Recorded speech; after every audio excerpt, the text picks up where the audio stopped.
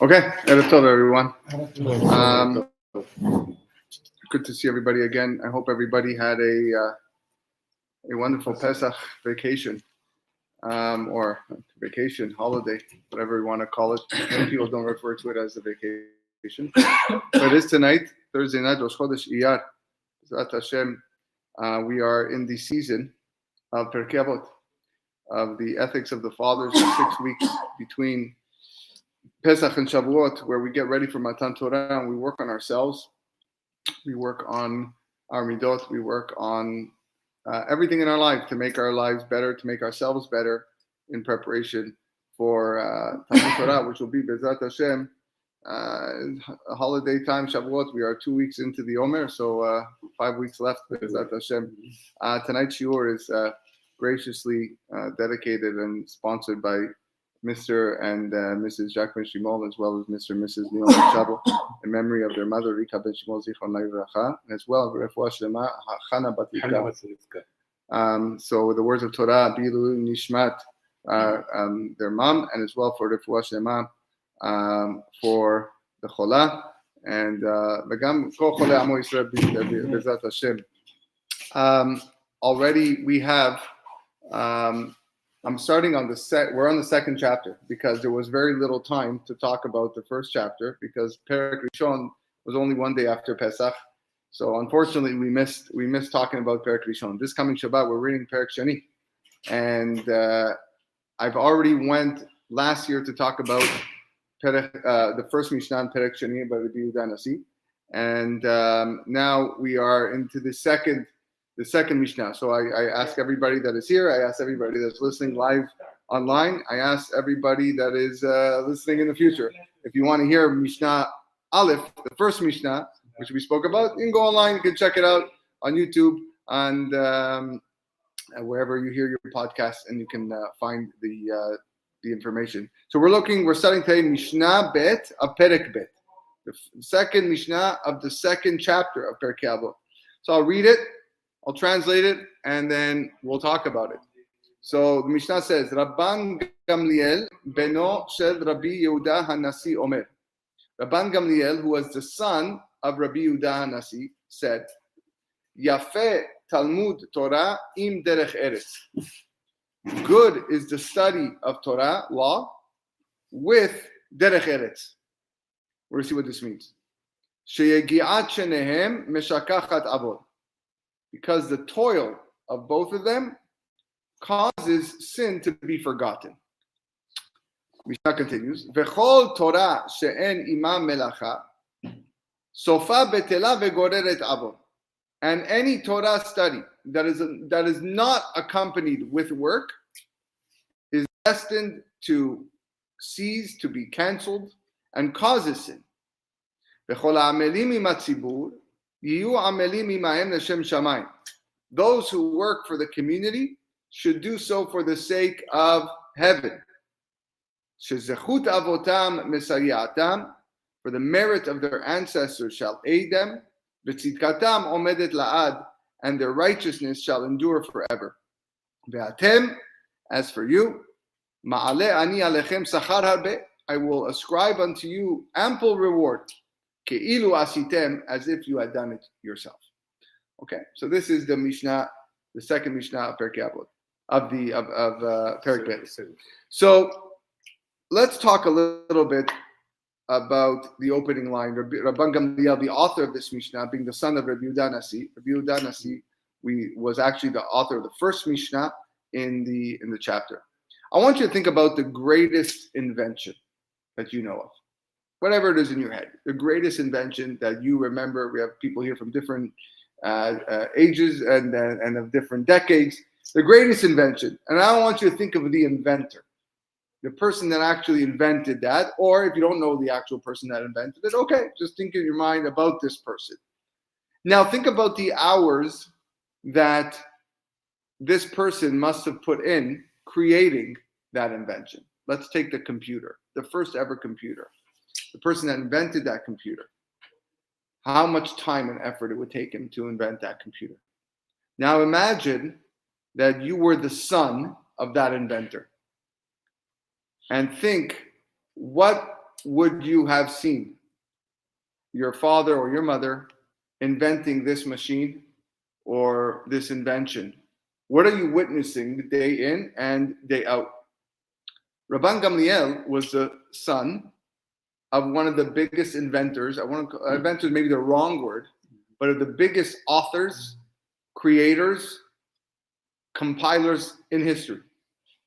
Of course, his father, Rabbi Yehuda Nasi, compiled the Mishnayot, the Shisha Sidrei Mishnah, which was a lifelong project, for sure, to gather thousands, to cipher through thousands of, if not tens of thousands, Ma'amarei Chazal, statements of our rabbis, and decide which one is going to go into the Mishnah and which one is not going to go to the Mishnah. It's a life mission, which makes Rabban Gamliel and the statements that he said in this Mishnah much more palpable, much more meaningful, much more important. Rabbi Yehuda, his father, was actually very wealthy. He was a wealthy individual, which is probably one of the reasons why he was able to maintain such a close relationship with the Roman Emperor, Antoninus. You got to sometimes the big guys hang around with the big guys. Okay, and that's often what happens. Which means he worked to build his wealth. Rabbi Yehuda Nasi, to become wealthy, you got to work to build your wealth. So what he saw, what his son saw, was the epitome of what it means to not waste time. The greatest people, the ones that are most influential, I've said this many times before, they don't sit on their sofa all day. They don't sit and just relax. They study and they work. When your day is filled, not only are you more successful, but as well as you don't have any time to sin, because the sin itself is forgotten. I spoke about over Pesach, and I quoted the Kutzker Rebbe of one of his interesting way of understanding the pasuk Sur Merah Va'aseh Tov, refrain from bad and do good. And he said that the way to refrain from bad is by doing good, because when you're constantly engaged in positive action and mitzvot and Torah, productivity, you can't help but stay away from evil, because there's no time to do evil. So hence, his opening statement of Yafet Talmud Torah im derech eretz shegiat shenehem meshakachat avon is that concept. The combination of the two is what helps you stay away from sin. We've translated derech eretz here, not the way we normally translate derech eretz. Derech eretz, all right, we grow up thinking derech eretz is being kind, being respectful, being considerate. Derech eretz, a person has to have derech eretz. That is the context when we translate imen Torah and derech eretz, imen derech eretz and Torah. In that situation, that's how most commentators translate that line, but not here. Here, derech eretz is referring to occupation and business. It's referring to your life work, your parnasah. But it's not a coincidence that the two terms are used for these ideas. Derech eretz meaning being kind, and derech eretz meaning business. Because business and work, very good. Business and work require the most derech eretz, arguably, than any other part in life. Because it's during those moments when you're working that you are engaged and a part of a community of people that more than when you get home. When you get home, it's just your family. When you work, you have so many other people you have to deal with. Your coworkers, your colleagues, your bosses, the people that work under you. And as well, when you are in finances and trade and buying and selling, all the more so, we have the obligation to work with honesty and integrity and respect for colleagues and employees. So derech eretz, being kind and considerate, and derech eretz meaning business, yeah, they do go hand in hand. But derech eretz translated literally means the way of the land, the way of the world, derech eretz. And some want to say that derech eretz is in this way of thinking is that Hashem provides people through parnasah. He provides for people through business transactions. That's how he makes sure that everybody in the world is sustained. Noten lechem lechol basar ki leolam chasto. Ki leolam, the world of olam is chasto, is recognizing his chesed that he does to everybody. You can have one person who is selling insurance. Okay, he's from Toronto. He's on a plane going to Chicago to do a business deal to sell insurance. At the same time that he's in the air, there's another guy from Chicago who's flying to Toronto to sell insurance to a guy who lives in Toronto. Now, how does that make sense? Hashem that's Hashem running the world. That's the way of the world. And these two things combined help us forget sin. But notice that Rabban Gamliel says, Yafet Talmud Torah im derech eretz. Talmud Torah has to be with derech eretz. In other words, the Talmud Torah is the priority. And it's not the other way around. A Torah study has to be the main ingredient. Living a life of Torah is first in your trek to live a holy life, and that's not easy to do. It's not easy to do, to make that number one and your business number two. To balance the two requires a lot of effort and requires a lot of strain. And that's why I think that a lot of what I'm saying tonight is my own. That's why I think that the verb that's used is very appropriate. Sheyegiat shenehem meshakachat avon. What's sheyegiat shenehem? Yegiat shenehem means it's work, it's effort, it takes sweat. Yagata umatzata ta'amin. Right, that's how they say it. If you worked hard, you strived, and you reached it, then you could believe the person got there. So yegiat shenehem, because man is intrinsically lazy. We are born lazy. We are born from afar. Again, I spoke about this on Pesach. Out of the four elements that comprise man, afar, which is our main ingredient, is the only one that is inanimate, the only one that doesn't move. Water, fire, and air all move from one place to another, but afar is stagnant. We were born from afar. We were created from the ground, and we will return to afar. It's the only element that can't move.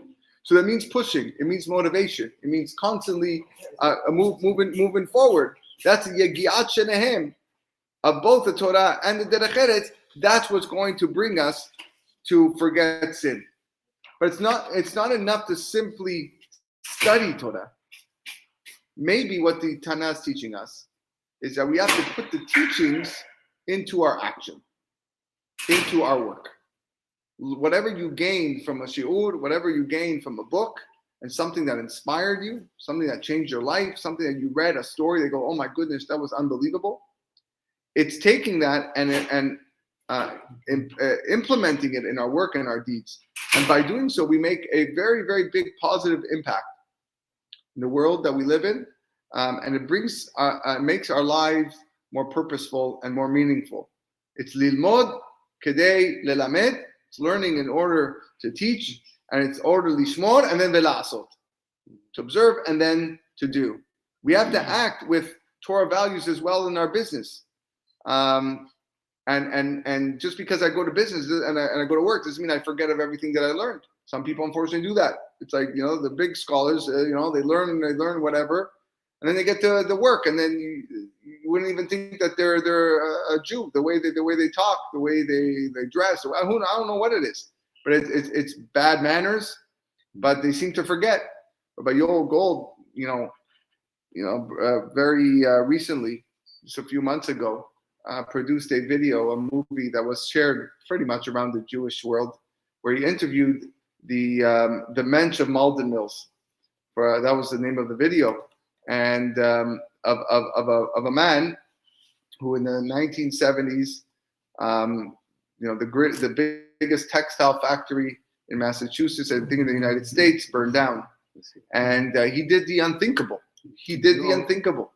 He kept every employee on the payroll and paid for them. We all saw the video. It was really a touching, heartwarming story. Like, it brings tears to my eyes.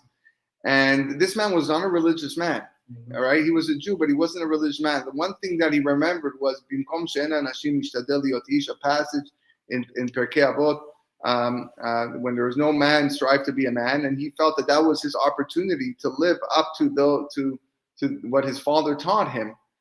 So even when he went to business, he didn't forget this few teachings that he learned with his dad or in school is something they took with him. And it was more, and I remember them interviewing him and he said, you could have made millions of dollars with insurance. He says, for what? For what? So I can buy a new suit, right? So I can buy a better home. What's the point? He understood that the people looked up to him. Tremendous chidush Hashem. So too with our business, right? Don't make the two separate. It's Yafeh Talmud Torah im derech eretz. They have to go together. You hear a good drasha, the rabbi said a good Devar Torah, you read something nice in a book, you have to apply those principles. Because doing so, combination of the Torah and the derech eretz will prevent you from sinning. The idea that too much free time can lead to sin is based on the belief that when individuals have too much unstructured time on their hands, that's when they become bored. That's when they sit idle. So it leads them to engage in activities that are considered sinful and immoral. Often this happens with people that lack direction, lack purpose in their lives. And they're left with very little to do but to indulge in behaviors that might be harmful to others or to themselves. If someone has too much free time, they can turn to excessive drinking. They can turn to drugs, gambling, or other activities that are considered very harmful to the person. They can engage in activities that are immoral, unethical. They start cheating in business. They start cheating on their spouse. They start lying. They start stealing. This all is a result because they have too much free time.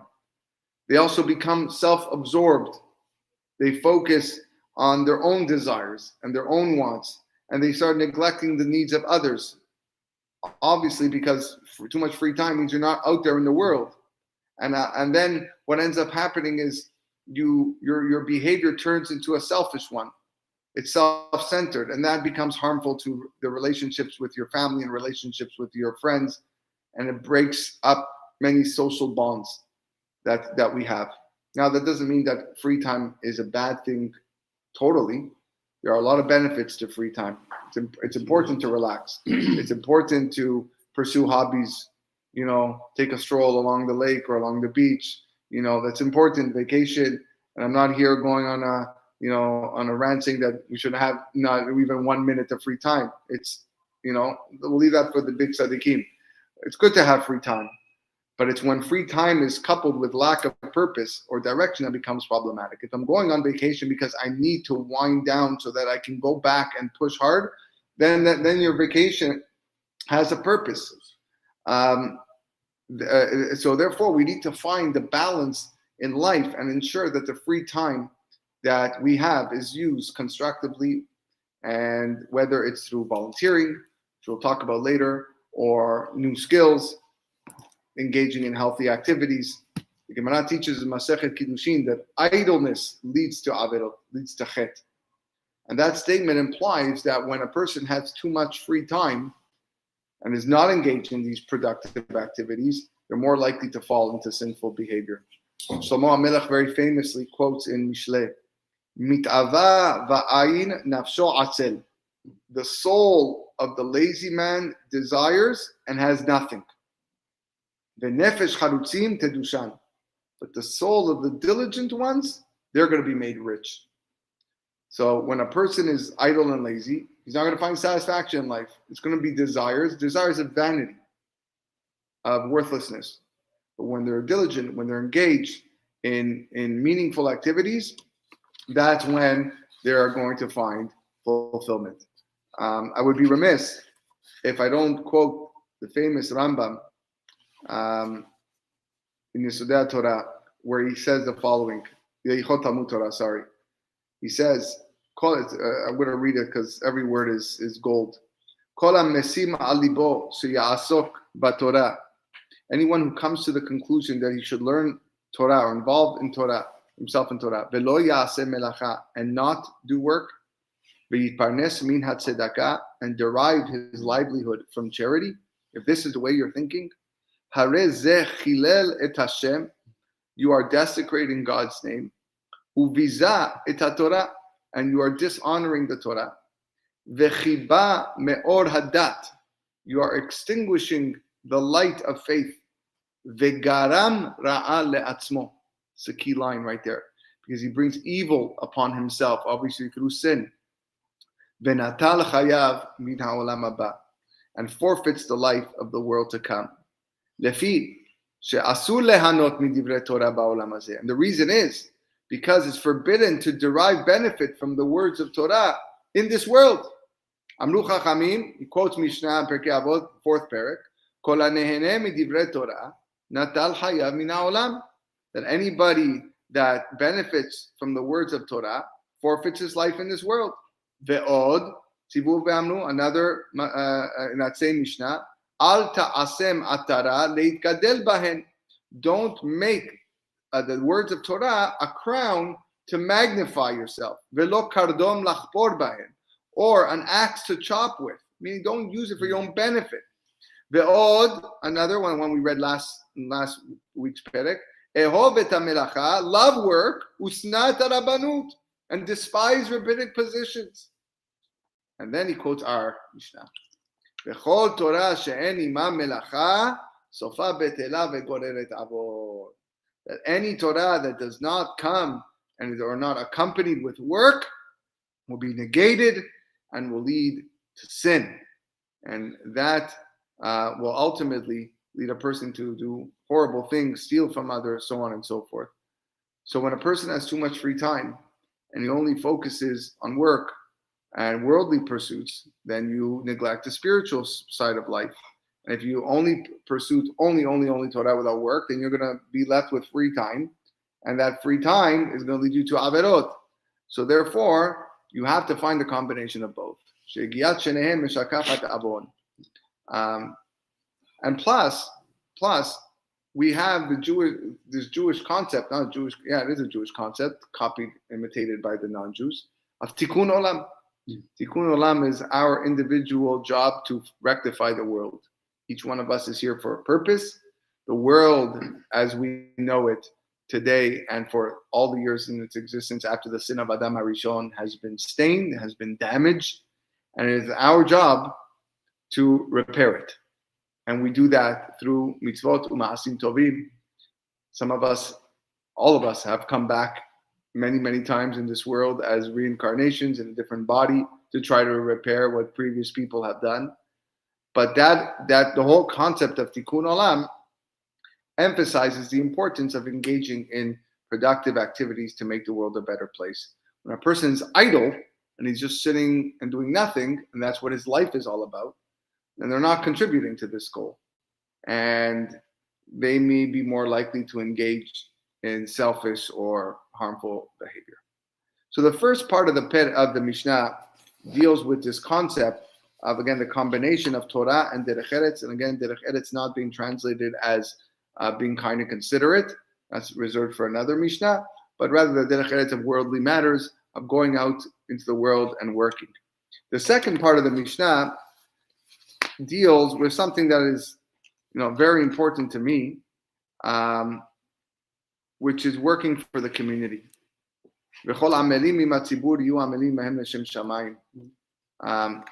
A person throughout his life, and we're going to see how it is connected. It's not just like two random statements that Rabban Gamliel said here. A person has to find time to work for the needs of the community. And I say this, it sounds like I say this confidently, and I do say it confidently, but you would think that it's so obvious, you would think that there's so many people that do so, but many people don't. People that serve the community are few and far between. You have to ask yourself, why is it?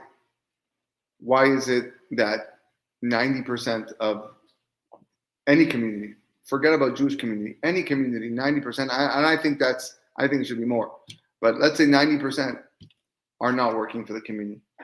Why is that the case? They know it's important. They know you want to go help your institution, your synagogue, your church, your mosque, whatever it is that you belong to, your local school. Why is it that people would rather not do so? Selfishness. Selfishness. Yes. So I think the simple reason is because when you work for the community, it takes away from your own life. It takes away from your own private life. It takes away from my own private business, my parnasah. If I need to devote 4 hours a week or 10 hours a month to my synagogue, that's 10 hours a month that I'm not about my business, that I cannot, prosper my business, help my business grow. If I help the synagogue, I can't focus on my work. So that's why Hashem knows that person is going to think this, and He promises us that He's going to receive heavenly assistance. He says, "You're going to get a lot of reward for doing this." What's the connection to the first part of the Mishnah, with the whole thing with Torah and work? Because working for the community is totally extra. It's something that I don't have to do. I have to go and get a job and work and provide for myself and my family. That's something that I need to do. But working for the community means that I'm sacrificing my free time. And we learned that free time leads to sin. So therefore, you have free time. If that's something you realize you have free time, go work for the community. If after your job and your Torah learning, you still look at the clock and you say, I have free time, then Rabban Gamliel tells us, I got something for you to do. Go call up the local school, go look up the yeshiva, go call up the synagogue, the office, go to the hospital. I bet you they have stuff for you to do. What does it mean to work for the community? The verb in the Mishnah that I quoted is v'chol ha'amelim im hatzibur. Amelim, again, effort and hard work. This verb, amelim im hatzibur, is often associated with the study of Torah as well. Very famously, Rashi writes in the opening pasuk of Parashat Bechukotai, in Bechukotai telechu, if you will follow and walk with my chukim, sheyu amelim baTorah. That's what he says. That means you have to engage deeply in the Torah. This is the most famous speech of any Rosh Yeshiva. Any Rosh Yeshiva, this is the number one speech. Sheyu amelim baTorah. It's not just learning. It's engrossed in the text, sweating over the text. Zot HaTorah, Adam ki yamut ba'ohel. You're killing yourself over it. I'm focused. My whole body is into it. In other words, Sheyu Amelim means that the best form of community service is Torah-oriented, if you can. Sit and teach. Sit and direct someone. You can't teach a Gemara. Rabbi, I can't teach a Gemara. I don't know how to teach a Gemara. This guy here is next. Yeah, but you know the tefillot, right? He goes, yeah, I know tefillot. Okay, help the person with the tefillot. Teach him. Sit next to him. Show him a sidur. Okay, we're now turn the page. Jump over here. Now we're here. I read a biography over Pesach, B'chaim David HaLevi, which was chief rabbi of Tel Aviv, big gaon, a Sfaradi. It was given to me by my head of school, and he quotes something there that when he was in Yeshivat Porat Yosef, he would make sure, whether it was him or the Rosh Yeshiva, would make sure that there was always one rabbi who, when the minyan was going on, there was always be one rabbi that already prayed. And that rabbi was the disciplinarian, because boys sometimes lose focus and they talk, but also the one helping the boys and directing them to the tefillah, because he was allowed to talk. Everybody else, all the rabbis, they're in the middle of tefillah, they can't talk. It's a lot of ums. But if you have one rabbi that already prayed, okay, so he's there, he can actually talk to the person, he can tell him, hey, stop talking, turn to this page. Okay, so you have an opportunity here. I can't teach Gemara, I can't teach Chumash, but can you teach Tefillah? So help a person. Help a person in Ruchniut. Help him. That's a huge chesed. And it's one that's done l'shem shamayim. It has to be for the sake of God. Some texts, which is the way we have it in our Sephardic Sidurs, v'chol ha'oskim im hatzibur. You oskim imayim l'shem shamayim. Oskim also correlated to limud Torah. Our brothers Ashkenazim, when they bless the Torah every morning, they don't say al divrei Torah like we do. They say la'asok bedivrei Torah. That's that's their text, their nusach. La'asok bedivrei Torah. So again, oskim, la'asok bedivrei Torah, it's engagement. Guess what Isaac means in modern day Hebrew? Isaac. Business. Coincidence? La'asok. So the same verb that you're using for learning Torah is also the noun, the root of the noun of esek, which means business. Because like we said, the two go hand in hand. Your work, your derech eretz, your esek. Yafet Talmud Torah in derech eretz with your business. The two concepts go hand in hand. So, student, what's the value the individual that only study Torah the whole day, and those that mix avodah and limud Torah? What's the value? Difference in value? There's no difference in value. There's no difference in value. Today we have a lot of thousands of Jews that study in Kollel all day, and they are supported from the community. The support community. Many will argue that based on the words of the Rambam that I quoted earlier, what they're doing is incorrect. Because there were many Tanaim and Amoraim in the time of the Mishna and Gemara, scholars much greater than anybody else living today, okay, that worked, that had jobs. They had jobs for a little bit, like it wasn't their whole day, it was an hour or two to make enough to survive, okay, and then they went to learn, which is not really taken place by many of the people learning in Kollel.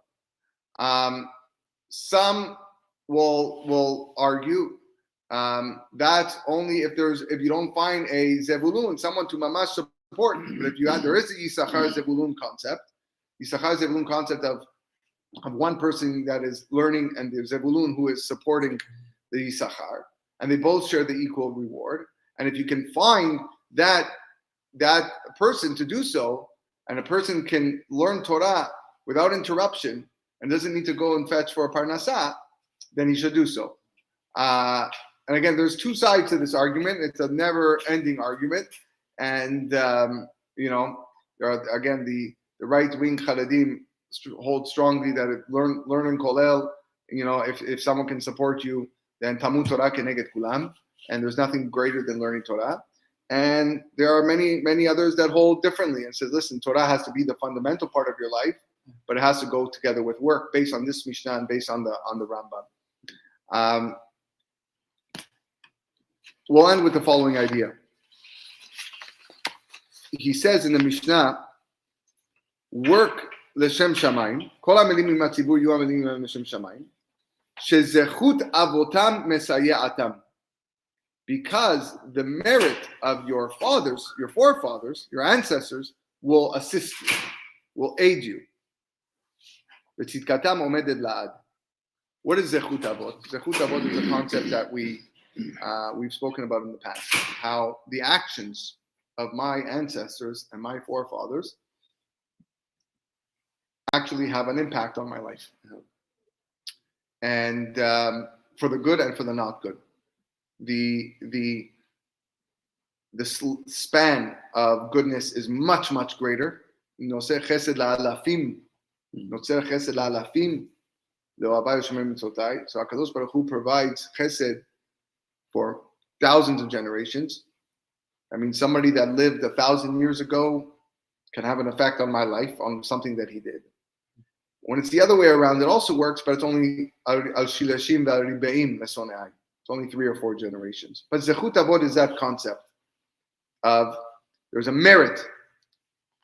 It's the easiest answer to give when someone asks, why is that guy so wealthy? Why does he have it so good if he doesn't do anything to please Hashem? Because of the past. It is the answer that everybody gives. Because of the past. This person must have had some tzaddik or great grandfather that was a big chassid and gadol. The problem is that this person is using up all those merits. Or the other way around. Right? When you use up all those merits, it's affecting your life in the next world. That's for a different time. But that's Zechut Avot. So Rabban Gamliel ben Osher Rabbi Yehuda Nasi is telling us that there's a special Zechut Avot. There's a special Siyata Dishmaya, a heavenly assistance that comes when a person works for the Sibur.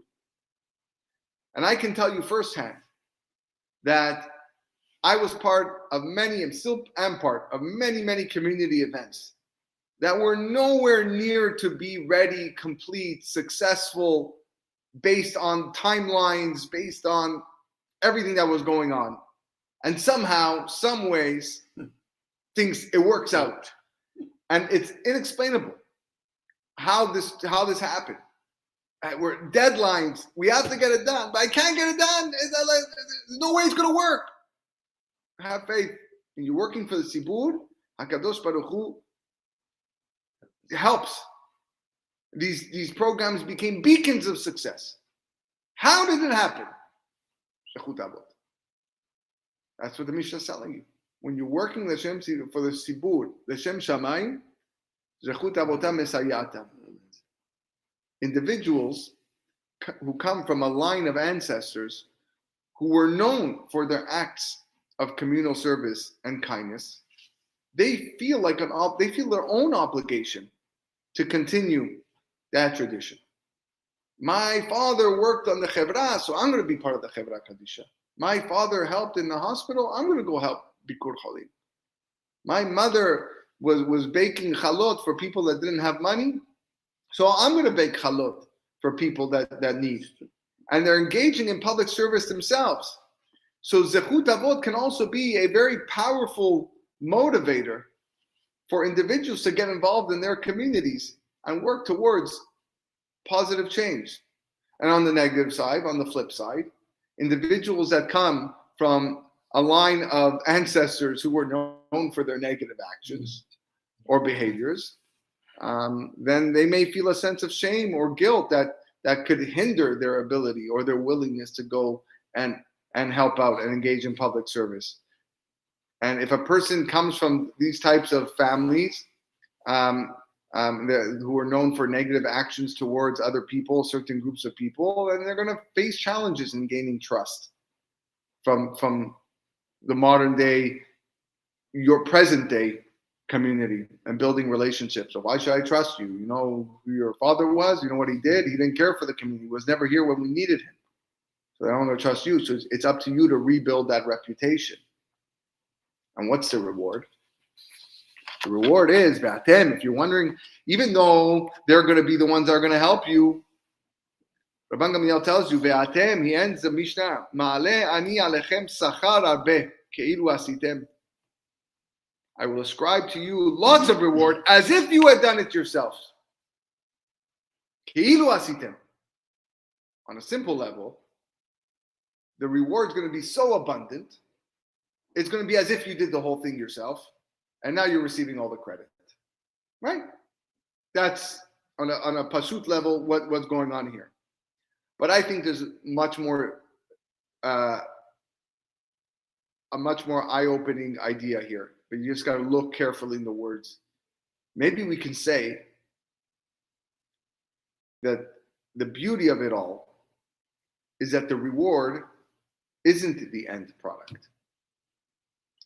Because sometimes my community service does not have an end. Sometimes it doesn't work, or I think it doesn't work. Because when you're working for a community, it doesn't matter to finish, because I got news for you. You can't finish. You won't finish. There's no end to working for the Sibur. When what you start is meant to continue to the next generation. Just like your father and grandfather and the ancestors that preceded you started for you. And that's why Hashem recognizes your work more than anybody else. Keilu asitem. It's as if you did it. You didn't finish it. Because you can't finish it. You can't. So that means it's very, very important to have grandfathers and ancestors that they were good Okay, people. yes, but sometimes you can't control it, right? Sometimes you can't control it. If it happened to be that, one of my great grandfathers was a Rasha, what am I supposed to do? I still have the obligation to serve Hashem. It definitely helps in Zechut Avot. You know, the Torah tells us when Yitzchak and Rivka were both praying for a child. The Torah tells us that HaKadosh Baruch Hu answered Yitzchak and not Rivka. Here's a hint of the pasuk. Vayatel lo Hashem. Lo, him. Why him? And Rashi says because Yitzchak is Sadiq ben Sadiq, and Rivka is Sadiq ben Rasha. Rivka's father was an idol worshiper. Yitzchak's father was Abraham Avinu. So yeah, it helps to have Yitzchak praying on your side because he has Abraham also to help him push those tefillot through. But it doesn't mean that Rivka doesn't pray. Just because Rivka's father was Rasha, that doesn't mean she doesn't pray. She prays. I think the main idea here is not to underestimate the power of our actions. Everything that we do can have a really, really a significant impact on the community around us, the world around us, tikkun olam. And it's up to us to take that responsibility for our actions and strive to make a positive difference. And I think this is very, very much relevant today, when it can be very overwhelming to feel problems. It could be overwhelming to hurdle over the challenges that we face in our world. And we probably say to ourselves, what can I do already? I'm just one person.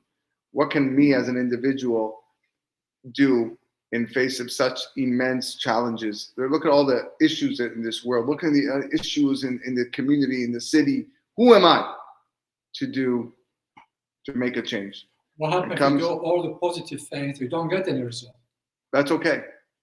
HaKadosh Baruch Hu looks at it as if ki'ilu asitem, as if you did it. Your reward will be there. It's not. Don't forget. That's another Mishna. Lo ha'melacha ligmor velo ata pechorin libatel mimena. That's referring to the Torah. It's impossible for you to finish, but at the same time, you're not a free man to just say I'm not going to do anything, which has a direct correlation. That's the concept that I'm going to do a mitzvah. I'm going to be Bikur Cholim, and for some reason you are. You're right. It's valid. It's valid. Schar halicha biyado. Yeah. But I think this Mishnah reminds us that even the small acts of work, of course, kindness and compassion, mamash has a ripple effect beyond ourselves. A smile, a kind word, a helping hand, helping somebody in synagogue, showing them the place, teaching them a Mishnah, teaching them a pasuk. These small gestures can really, really change the world. They can brighten someone's day. They can inspire someone to do good, and they contribute to a larger culture of kindness and caring. Bezat Hashem, we should be zocheh to that. The Torah that we learn together, im derech eretz, with the business that we conduct, business with honesty and integrity and respect for other people. That combination is so powerful that we'll realize that our days are not enough time in our days, let alone free time. And if you have free time, if you're at the point where you have free time, Mishna tells you what to do. Go work for the community. Go make a difference. Bezat Hashem, through that, we'll be zocheh to Yeshua v'nechamot and all beracha v'atzlacha. Amen. Have a wonderful day, everyone.